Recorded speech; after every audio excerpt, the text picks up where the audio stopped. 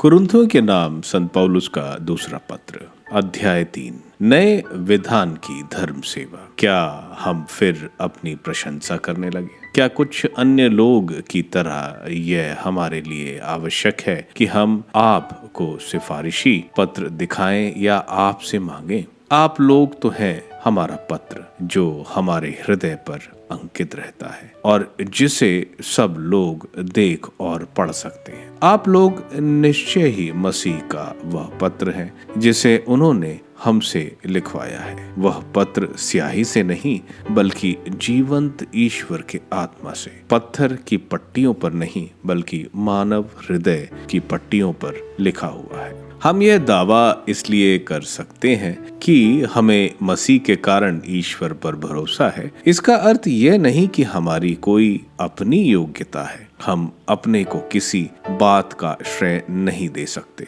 हमारी योग्यता का स्रोत ईश्वर है। उसने हमें एक नए विधान के सेवक होने के योग्य बनाया है, और यह विधान अक्षरों का नहीं बल्कि आत्मा का है, क्योंकि अक्षर तो घातक हैं किंतु आत्मा जीवन दायक है। उस विधान के अक्षर पत्थर पर अंकित थे और उसके द्वारा प्राण दंड दिया जाता था। फिर भी उसकी महिमामय घोषणा के फलस्वरूप मूसा का मुखमंडल इतना दीप्तमय हो गया था कि इजरायली उस पर आंख जमाने में असमर्थ थे। यद्यपि मूसा के मुखमंडल की दीप्ति अस्थायी थी। यदि पुराना विधान इतना महिमामय था तो आत्मा का विधान कहीं अधिक महिमामय होगा। यदि दोषी ठहराने वाले विधान का सेवा कार्य इतना महिमामय था तो दोष मुक्त करने वाले विधान का सेवा कार्य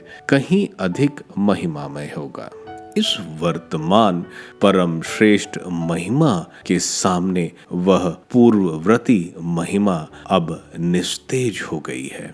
यदि अस्थायी विधान इतना महिमामय था तो चिरस्थायी विधान कहीं अधिक महिमामय होगा। अपनी इस आशा के कारण हम बड़ी निर्भीकता से बोलते हैं। हम मूसा के सदृश नहीं हैं।